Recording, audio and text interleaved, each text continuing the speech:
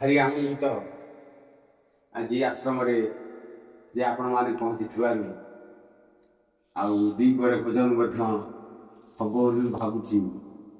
ଭାରି ଖୁସି।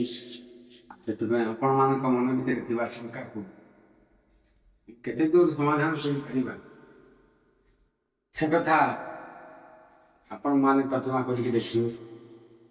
ଏଠି ଆମେ ରଖିବାନି ଜାତି ଧର୍ମ ବର୍ଣ୍ଣ ନିର୍ବିଶେଷରେ ଆମେ କଥାବାର୍ତ୍ତା ହବା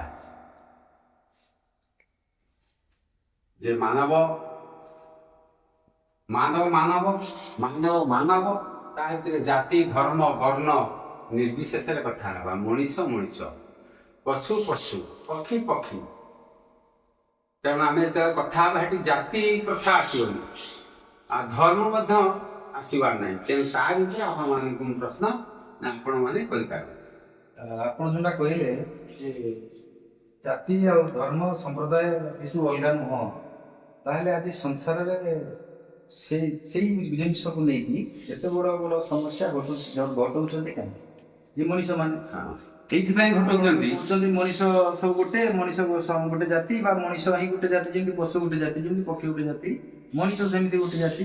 ତାହେଲେ ଏଠି ସମ୍ପ୍ରଦାୟ କାହିଁକି ସୃଷ୍ଟି ହେଇଛି ଏବଂ ସମ୍ପ୍ରଦାୟ ବା ଧର୍ମ ବା ଜାତିକୁ ନେଇକି ଆଜି ଯେମିତି ବାଂଲାଦେଶରେ ହଉଛି, ପାକିସ୍ତାନରେ ହଉଛି, ଯେମିତି ଆମର ରୁଷରେ ହଉଛି, ଇରାନରେ ହଉଛି, ଏସବୁ ହଉଛି କାହିଁକି?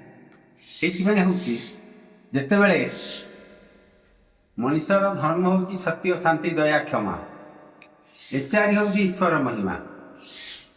ଯେତେବେଳେ ପାଇଥିବା କିଛି ଲୋକ ଜନ୍ମ ନେଲା ପରେ ଆସିଛନ୍ତି, ଆସିକି ନିଜର ଅହଙ୍କାର ନିଜର ବିଚାରକୁ କିଛି ଉପସ୍ଥାପନ ଏମିତି ଭାବରେ କରିଛନ୍ତି ଯୋଉଥିପାଇଁ କି ଧର୍ମ ତିଆରି କରିଛି। କେହି ଜଣେ ମାନବିକତା ତିଆରି କରିକି ଚାଲିଥିଲା ବେଳେ ଆଉ କେହି ଜଣେ ଆସିଛି ଯେ ଏ କର୍ମଟା ଠିକ ନୁହେଁ, ତେଣୁ ମୁଁ ଯାହା କହୁଛି ସେଇଟା ହଉଛି ଠିକ। ତେଣୁ ଏଇଥିପାଇଁ ସେ ନିଜେ କରୁଛି ଠିକ, ଯୋଉଥିପାଇଁ କି ମୋ ପଦ ପଦବୀ ଭଲ ମନ୍ଦ ମୁଁ ଟିକେ ଆଗରେ ରହିବି, ମୋତେ ଲୋକ ପଚାରିବେ ଆଉ ମୋ ତା ନାଁଟା ମଧ୍ୟ ରହିବ। ତେଣୁ ସେଥିପାଇଁ ଯେ ମଣିଷ କ୍ରମାନ୍ୱୟରେ ସେ ଜାତି ଆଉ ଧର୍ମ ଗୁଡାକ ବଢେଇ ବଢେଇକା ଚାଲିଛି। ଯୋଉ ସମୟରେ ଯିଏ ଆସିଛନ୍ତି ସେତେବେଳେ ସେଇ ଧର୍ମ କଥା ସେ ଚିନ୍ତା କରିଥିଲେ। ପ୍ରକୃତ ଧର୍ମ କଣ ଏଇଆ କି? ପ୍ରକୃତର ଧର୍ମ ହଉଛି ଯେ ଖାଇବା ଶୋଇବା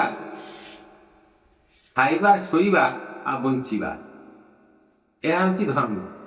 ତେଣୁ ମଣିଷ ହଉ କି ଜୀବ ହଉ, ଯେକୌଣସି ଜନ୍ତୁ ହଉ ପକ୍ଷୀଟେ ହଉ, ତେଣୁ ସେ ଖାଇବ ଆଉ ଶୋଇବ ଆଉ ଖାଇବା ଶୋଇବା ବଞ୍ଚିବା। କିନ୍ତୁ ତା ଅପେକ୍ଷା ମଣିଷର ଆଉ ଗୋଟିଏ ଧର୍ମ ଅଛି, ନିଜକୁ ଜାଣିବା। ଇଏ ସମସ୍ତେ ସଂସାର ଭିତରେ ସମସ୍ତେ ଆସିଛନ୍ତି, ଖାଇବା ପିଇବା କରିଛନ୍ତି, ପରିବାର ବଢେଇଛନ୍ତି, ଛୁଆ ପିଲା ପିଲା କରିଛନ୍ତି, ଶୋଇଛନ୍ତି।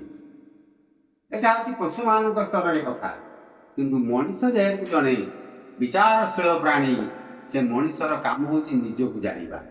ତେଣୁ ସେ ଧର୍ମକୁ ଜାଣିକି ଲାଭ କଣ? ଯେପର୍ଯ୍ୟନ୍ତ ନିଜକୁ ସେ ଜାଣିନାହିଁ, ସଂସାର ଭିତରେ କାହାକୁ ଜାଣିପାରିବନି କି ଧର୍ମ ବି କଣ ଜାଣିପାରିବନି।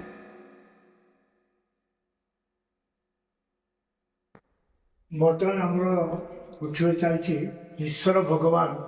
ଈଶ୍ୱର କିଏ, ଭଗବାନ କିଏ? ବର୍ତ୍ତମାନ ଯେଉଁ ଆମର ଯେଉଁ ଚାଲିଛି ବାଂଲାଦେଶରେ ଚାଲିଛି ଦଙ୍ଗମା, ଏଇଟା ହିନ୍ଦୁର ମନ୍ଦିର, ସେଟା ମୁସଲମାନ ମନ୍ଦିର, ଭଙ୍ଗାରୁଜା ଚାଲିଛି। ଏସବୁ ମଣିଷମାନଙ୍କ ଭିତରେ କିଛି ମଣିଷମାନଙ୍କ ଭିତରେ ଅହଙ୍କାର ଅଛି, ଯୋଉ ଅହଙ୍କାର କି ବିଭିନ୍ନ ଦେବୀ ଦେବତା ଈଶ୍ୱର ତିଆରି କରିଦିଆଯାଇଛି। ତେଣୁ ଆମର ବେଦ କହେ, ଗୀତା କହେ, ଆତ୍ମା ହିଁ ଈଶ୍ୱର।